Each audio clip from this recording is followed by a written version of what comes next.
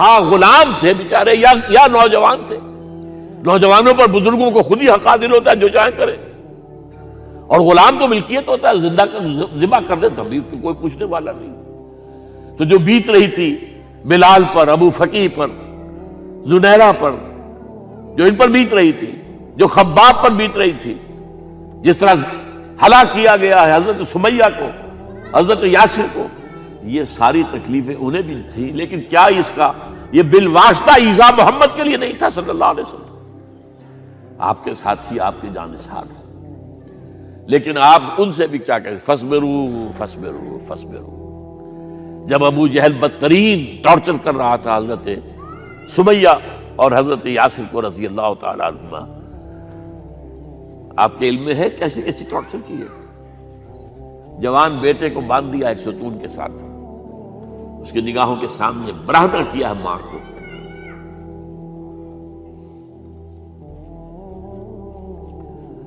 ہاتھ میں ایک مورتی ہے, جب تنگ آ گیا, ستا کر تنگ کر کے مار مار کے حضرت سمیہ ٹس سے مس نہیں ہو رہی. کہتا ہے تم ایک دفعہ کہہ دو سمیہ کہ ہاں اس مورتی میں بھی کچھ ہے, میں تمہیں چھوڑ دوں گا. انہوں نے تھوک دیا, برچھا مارا ہے شرمگاہ کے اندر.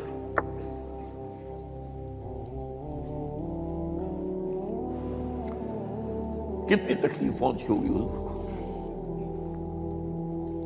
لیکن آپ گزر رہے.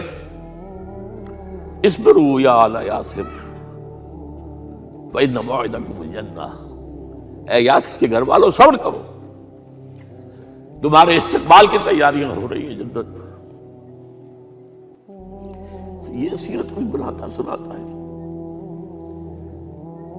یہ سیرت. یاسر کے ساتھ کیا کیا ہے, 4 اونٹ نر سانڈ, اور ان کے ساتھ رسے باندھ کر, ایک رسے سے ان کا ایک بازو باندھا, ایک سے دوسرا بازو, ایک سے ایک ٹانگ, دوسرے سے دوسری ٹانگ. انہیں دوڑایا ہے کہ پرکھتے ہو جیسے قسم کے. یہ دین ایسے ہی قائم نہیں ہوا. عدل و انصاف کا نظام ٹھنڈے ٹھنڈے قائم نہیں ہوتا, گھر میں آرام سے بیٹھے ہوئے قائم نہیں ہوتا. اور سنیے, 3 برس شیب بنی ہاشم کے تو قید ہے, 3 برس.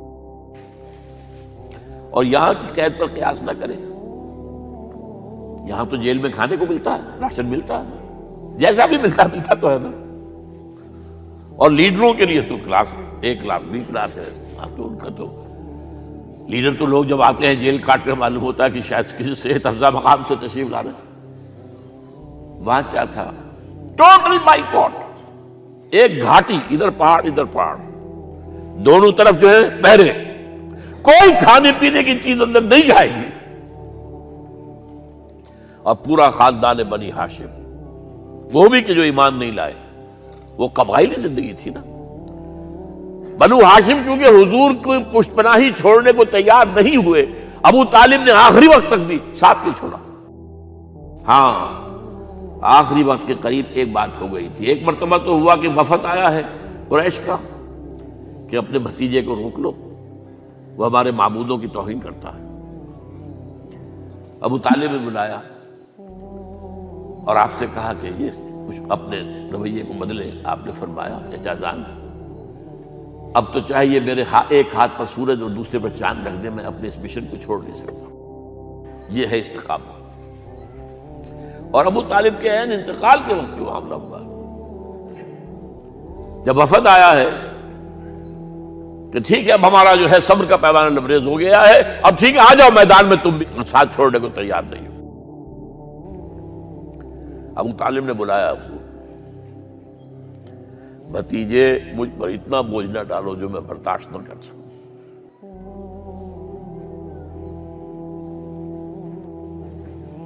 حضور کی آنکھوں میں آنسو آ گئے.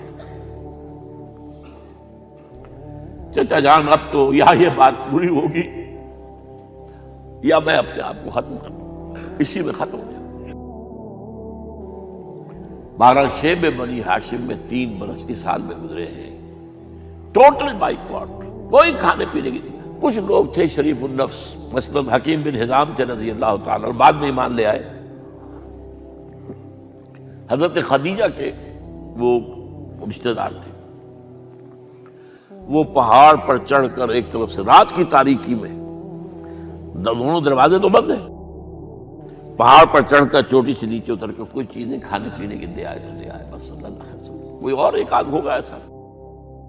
یہاں تک نوبت آئی ہے کہ بنی ہاشم کے یہ پھول جیسے بچے معصوم بھوک سے بلبلا رہے ہیں، اور اس کے سوا کچھ نہیں ہے کہ سوکھے چمڑے ابال کر اس کا پانی ان کے حلق میں ٹپکا دیا جائے۔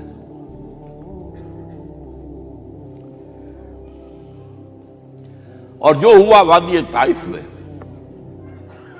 جب مکے والوں نے فیصلہ کر لیا کہ آپ قتل کر لو، ابو طالب بھی فوت ہو چکے ہیں، اب کوئی اندیشہ نہیں، کوئی خانہ جنگی شروع نہیں ہوگی، کوئی انٹرا ٹرائبل وار نہیں ہوگی،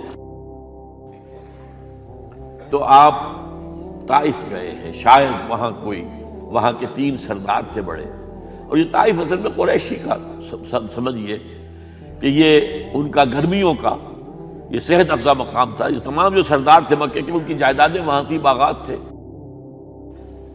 اور وہاں کے بھی 3 سردار تھے، تو شاید ان میں سے کسی کو اللہ توفیق دے دے۔ وہاں گئے ہیں اور صرف ایک ساتھ ہیں، حضرت زید بن حارثہ، حضرت ابو بکر بھی ساتھ نہیں ہے، سائے کی طرح ساتھ رہنے والا بھی ساتھ نہیں تھا۔ وہاں جا کر جو آپ نے تینوں سے بات کی ہے، تینوں نے وہ باتیں کہی ہیں جو کلیجے کو چیر جائیں۔ تمہارے سوا کوئی اللہ کو نہیں ملا تھا رسول بنانے، جاؤ چلے جاؤ۔ ایک کہتا ہے فوراً چلے جاؤ یہاں سے، اس لیے کہ ہو سکتا ہے کہ تم سچے ہو تو کہیں میں تمہاری توہین نہ کر دوں، اور یہ بھی ہو سکتا ہے تم جھوٹے ہو تو جھوٹے کو میں منہ نہیں لگانا چاہتا۔ 3 دن کی یہ سختی، اور اس میں کیا ہو رہا ہے، اسٹریٹ ارچنز جو کہلاتے ہیں ہمارے یہاں، ٹھوکرے گلیوں کے، انہیں اشارہ کر دیا ذرا ان کی خبر لو، اب وہ پتھراؤ کر رہے ہیں۔ جیسے ہمارے ہاں کوئی آ جاتا ہے، کوئی نیم پاگل یا کوئی اور کسی طرح کا مست قسم کا آدمی، اور اس کے اوپر چھوکرے چاروں طرف ہوں اور ستا رہے ہوں، یہ نقشہ تھا، اور طائف کی گلیاں تھیں، اور محبوب رب العالمین تھے۔ ادھر سے پتھر آ رہے ہیں تو زید بن حارثہ رکاوٹ بن گئے ہیں، لیکن پیچھے سے آ رہے ہیں، وہ کیسے روکیں گے؟ پیچھے جاتے ہیں تو ادھر سے آ رہے ہیں۔ جسم لہو لہان ہے، خون رس رس کر زخموں سے جوتیوں میں آ کے جم گیا ہے۔ پھر وہاں سے آپ نکل کر گئے ہیں، ایک باغ میں تھوڑی سی پناہ لی ہے تھوڑی دیر کے لیے، جوتے بڑی مشکل سے اترے ہیں، خون جمع ہوا، اور وہ جو پھر دعا نکلی ہے آپ کے، وہ کلیجے کو چیر جانے والی ہے۔ اللہم الیک اشکو ضعف قوتی وقلت حیلتی وحوانی علی الناس، اے اللہ تیری جناب میں فریاد لے کر آیا ہوں، اپنی قوت کی کمی کا، اپنے وسائل کی کمی کا، اور لوگوں میں جو رسوائی ہو رہی ہے، الی من تکلنی الی بعید یتجہمنی او الی عدو ملکت امری، مجھے کس کے حوالہ کر دیا ہے؟ مجھے دشمن کے حوالے کر دیا جو چاہے میرے ساتھ کر گزرے۔ فریاد ہے کہ نہیں؟ بڑی زوردار فریاد ہے، بڑی زوردار، لیکن پھر مقام عبدیت کا ظہور ہوتا ہے۔ ان لم یکن علی غضبک فلا ابالی، اے اللہ اگر تو ناراض نہیں ہے، مجھے اندیشہ یہ ہو گیا کہ کہیں تو ناراض تو نہیں ہو گیا، کہیں تو نے میرا ساتھ تو نہیں چھوڑ دیا۔ اگر تو ناراض نہیں ہے تو مجھے کوئی پرواہ نہیں، جو ہو سو سر تسلیم خواہ میں جو مزاج یار میں آئے۔ واپس آئے ہیں تو مکے میں داخل نہیں ہو سکتے تھے، وہاں تو قتل کا فیصلہ ہو چکا۔ باہر ہی آپ نے ڈیرا لگایا، زید بن حارثہ کو بھیجا، فلاں شخص کے پاس جاؤ کہ تم اگر امان میں لے لو محمد کو تو محمد آ جائیں، میں تو میری یہ پوزیشن نہیں ہے، میں قریش کے مقابلے میں امان نہیں دے سکتا۔ دوسرے کے پاس بھیجا، اس نے بھی کچھ ایسے جواب دے دیا۔ تیسرے کے پاس جب گئے حضرت زید، مطعم بن عدی، اس نے کہا ٹھیک ہے، میں امان دیتا ہوں محمد کو، وہ آ جائے مکے میں۔ حضور سے آگے کہا، حضور نے فرمایا نہیں جا کر کہو، آ کر لے کر جا۔ کیوں؟ کیا پتہ اچانک جو ہے میرے داخل ہوتے ہی کوئی مجھ پر حملہ کرے، قتل کر۔ وہ تو یہ کہہ سکے کہ ہمیں کیا پتہ تھا کہ مطعم نے جو ہے امان دی ہے، I never knew it۔ اب یہ قبیلے کے اندر یہ ہوتا تھا کہ ایک نے امان دے دی، سب کی طرف سے امان۔ لہذا حضور نے فرمایا آ کر لے کر جاؤ۔ وہ اپنے 6 بیٹوں کو ہتھیار سجا کر لے کر آیا ہے اور پھر لے کر گیا حضور کو، کہتا ہوا گزر رہا ہے راستے میں، لوگوں سن لو محمد میری امان میں ہے صلی اللہ علیہ وسلم۔ اس لیے آپ کو مکے کے اندر پھر 2-2.5 سال مزید رہنے کا موقع ملا ہے، اور اتنا بڑا احسان آپ نے مانا پھر مطعم بن عدی کا کہ غزوہ بدر میں جب 70 اسیر تھے قریش کے حضور کے پاس، تو آپ نے فرمایا تھا کہ اگر آج مطعم زندہ ہوتا اور وہ سفارش کرتا تو میں ان سب کو چھوڑ دیتا بغیر کسی فدیے کے۔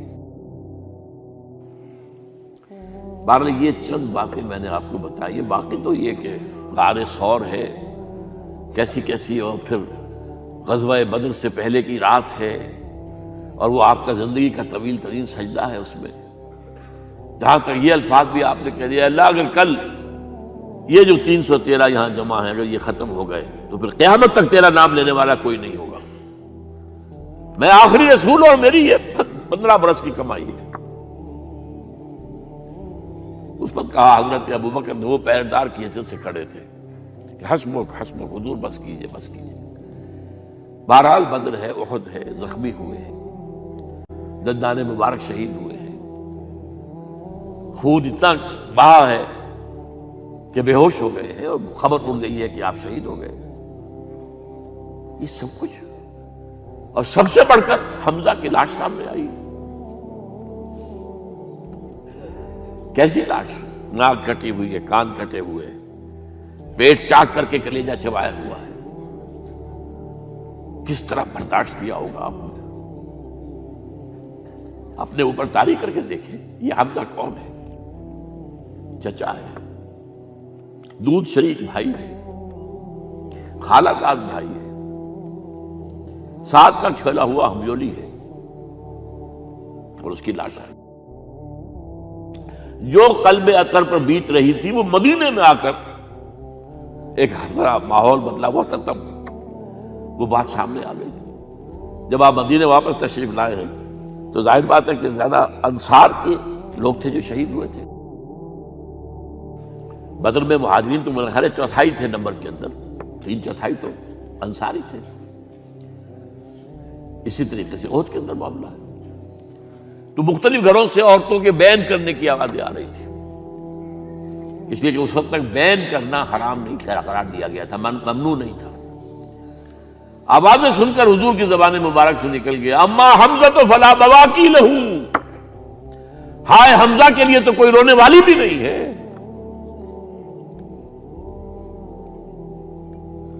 اس پر پھر صحابہ نے، انصار نے اپنے ہاں کی خواتین کو حضرت صفیہ کے ہاں بھیجا، وہ سگی بہن تھی، وہاں انہوں نے جا کے بھی تعزیت کی بہن کی۔ غزوہ احزاب کا آپ نے سنی لیا، اسوہ رسول پر نہ معلوم کیا کیا باتیں چیز لوگوں میں مشہور ہو گئی ہیں۔ اسوہ کا لفظ آیا کہاں ہے قرآن میں؟ سورہ احزاب میں۔ وہ اسوہ کیا تھا؟ جب خندق کھودنے کا فیصلہ ہوا ہے تو خندق کھود رہی ہے، حضور بھی لگے ہوئے ہیں، بھاری بھاری پتھر اٹھا کر کندھے پر لا کر باہر پھینک رہے ہیں، پتھریلی زمین تھی، ایک پتھر کسی سے ٹوٹا نہیں تھا، تو حضور نے جو ہے 3 دفعہ جو اس کے اوپر ضرب لگائی تب ٹوٹا ہے۔ لیکن یہ کہ کئی دن کے فاقے ہو چکے تھے، کھانے کو کچھ نہیں، پورا محاصرہ تھا، 12,000 کا لشکر گھیرے ہوئے، یہاں تک کہ آپ کو معلوم ہے کہ گھروں کے اندر بیت الخلا تو نہیں ہوتے، باہر جاتے تھے قضاء، اس کا کوئی امکان نہیں۔ شدید ترین آزمائش جو ہوئی ہے اس کا نتیجہ ایک طرف یہ نکلا کہ منافقین کا نفاق ان کی زبانوں پر آ گیا۔ قرآن مجید میں ہے یہ انہی آیات میں، ما وعدنا اللہ ورسولہ الا غرورا، ہمیں تو اللہ اور اس کے رسول نے دھوکہ دے کے مروا دیا۔ ہم سے کہا تھا کہ قیصر و کسریٰ کے خزانے تمہارے قدموں میں آئیں گے، اور حال یہ ہے کہ اب رفع حاجت کے لیے باہر نہیں جا سکتے، کھانے کو کچھ نہیں۔ اس وقت کچھ صحابہ آئے ہیں حضور صلی اللہ علیہ وسلم سے، دیکھیے فاقے سے کمر دوہری ہوئی جا رہی ہے، ہم نے اپنے پیٹوں پر پتھر باندھے ہوئے، چادروں کے ساتھ پتھروں کسا ہوا تاکہ کمر سیدھی رہے۔ حضور نے اپنا کرتا مبارک اٹھا کر دکھایا، 2 پتھر بنے۔ یہ ہے اسوہ، یہ ہے آپ کی سنت، آپ کا اسوہ حسنہ۔ لیکن اس اسوہ حسنہ سے فائدہ کون اٹھا سکتا ہے؟ لقد کان لکم فی رسول اللہ اسوۃ حسنۃ لمن کان یرجو اللہ والیوم الآخر وذکر اللہ کثیرا۔ اسوہ تو اپنی جگہ ہے، قرآن میں ہدایت سب کے لیے، ھدی للناس، لیکن فائدہ اٹھائیں گے صرف متقین، ھدی للمتقین، ہے سب کے لیے، اسوہ سب کے لیے ہے، لیکن استفادہ وہی کر سکے گا جو 3 شرطیں پوری کرے: اللہ اور یوم آخر پر ایمان، اور اللہ کا ذکر کثرت کے ساتھ کرے۔ بہرحال یہ میں نے آپ کے سامنے اس حوالے سے رکھا ہے، یہ اسوہ جو ہے حضور کا، یہ ہم پر اتمام حجت ہے۔ دیکھیے نوٹ کیجئے، پوری نوع انسانی پر اتمام حجت، اسلام کا نظام عدل اجتماعی جو قائم کر کے دکھا دیا، حجت قائم۔ اسے انگریزی میں کہتے ہیں اٹس ڈویبل، کیا جا سکتا ہے، یہ کام ہو سکتا ہے، اس لیے کہ زمین پر قدم بقدم چل کر یہ انقلاب آیا، محنت سے آیا، مشقت سے آیا، ایثار سے آیا، قربانیوں سے آیا، تکلیفیں جھیل کر آیا، صبر و مصابرت سے آیا، استقامت و مقاومت سے آیا۔ یہاں پر معجزوں کی کار فرمائی نہ ہونے کے برابر ہے۔ یہاں دھوپ سے بچانے کے لیے کوئی اللہ نے صاحبان نہیں دیا، ظل اللہ علیکم الغمام، اور بھوک سے بچانے کے لیے من و سلوہ نازل نہیں ہوئے۔ غزوہ تبوک میں ایسا بھی ہوا ہے کہ 3 مجاہدین کا 24 گھنٹے کا راشن ایک کھجور، ایک نے منہ میں رکھی، کچھ چوس لی، کچھ گلوکوز چلا گیا اس میں سے، دوسرے کو دے دی، اس نے چوس لی، پھر تیسرے کو دے دی۔ من و سلوہ نازل نہیں ہوئے۔ محنت، مشقت، ایثار، قربانی، صبر، مصابرت، استقامت، مقاومت، یہ ہے اسوہ رسول۔